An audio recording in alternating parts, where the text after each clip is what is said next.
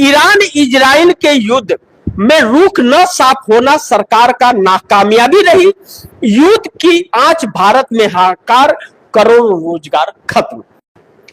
अब ईरान और इजराइल के युद्ध के अंदर मोदी सरकार ने अपना रुख आज तक साफ नहीं कर पाई।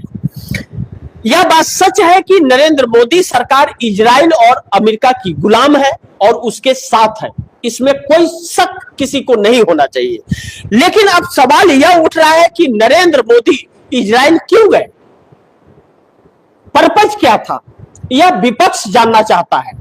विपक्ष इस बात को भी उठा रहा है कि आपने ईरान और रसिया से दोस्ती क्यों तोड़ी, इस मुद्दे को भी गंभीरता से उठा रहा है और यह भी सवाल कर रहा है कि अमेरिका कौन होता है हमारे देश की नीति में हस्तक्षेप करने वाला, और आप कौन होते हैं अमेरिका के सामने झुकने वाले। बिना देश के जानकारी और बिना इस पर चर्चा किए हुए, बिना सर्वदलीय बैठक बुलाए हुए। लेकिन मोदी सरकार को तानाशाहियां जो पसंद रही, बल्कि वह तानाशाही नहीं बल्कि वह गुलामी थी अमेरिका की।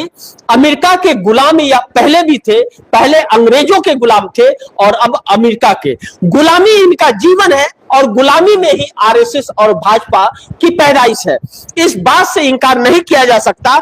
अन्यथा आज तक हमारे देश की नीति, चाहे अटल बिहारी वाजपेयी रहे हो, चाहे पंडित जवाहरलाल नेहरू रहे हो, चाहे राजीव गांधी रहे हो, चाहे इंदिरा गांधी रहे हो, चाहे बीपी सिंह रहे हो, पीवी नरसिम्हा राव रहे हो, इंद्र कुमार गुजराल, देवी गौड़ा, चाहे वह चंद्रशेखर सिंह ही क्यों न रहे हो। मनमोहन सिंह की तो बात ही नहीं, मनमोहन सिंह तो किसी के सामने झुके ही नहीं और ना ही बाकी के नेता झुके।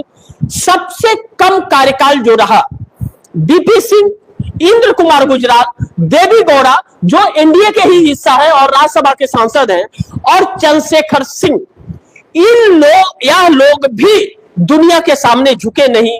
मेरा भारत महान कहा जाता था और हमारे देश की बातें हर कोई बड़ी गंभीरता से सुनता था। लेकिन नरेंद्र मोदी को गुलाम और कंप्रोमाइज पीएम कहा जाता है। क्यों? क्योंकि नरेंद्र मोदी ने अपनी गुलामी की दास्तां अमेरिका के सामने लिख दी है। फरवरी महीना 2025 में नरेंद्र मोदी ने जाकर के उस डेड वारंट पर सिग्नेचर कर दिया था जिससे अमेरिका हमारे देश को कंट्रोल करेगा।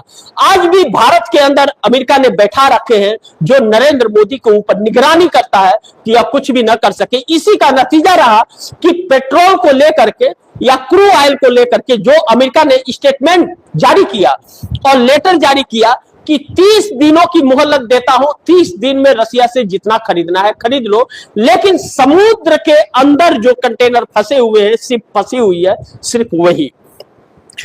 और नरेंद्र मोदी ने मान लिया। विपक्ष इसका विरोध करता रहा, देश विरोध करता रहा, यहां तक कि भारतीय जनता पार्टी के लोग भी इससे नाखुश रहे कि अमेरिका कौन होता है हमें आदेश देने वाला। लेकिन हमारी सरकार की तरफ से, प्रधानमंत्री नरेंद्र मोदी की तरफ से कुछ भी इस पर टिप्पणी नहीं आई। मौनी बाबा और गुंगा बन गए प्रधानमंत्री नरेंद्र मोदी। इस बात से हम इंकार नहीं कर सकते। जवाब को आज नहीं तो कल इन्हें देना पड़ेगा, इस बात से इंकार नहीं किया जा सकता। और ना ही मोदी अब बच सकते हैं, वह पार्लियामेंट से कब तक भागेंगे। इसीलिए उन्होंने एक कानून बनाया कि उनसे कोई कैबिनेट कुछ पूछ नहीं सकता और उनका फैसला का रिपोर्ट आ जाएगा कैबिनेट के पास 6 महीने में, यानी कि 6 महीने के लिए भागना चाहते हैं। राहुल गांधी ने पार्लियामेंट के बाहर दिए अपने 60 मिनट के एक इंटरव्यू के अंदर यह कह दिया, 1 मिनट के दिए इंटरव्यू के अंदर यह कह दिया उन्होंने, राहुल गांधी ने, कि नरेंद्र मोदी पार्लियामेंट में चेहरा नहीं दिखाएंगे।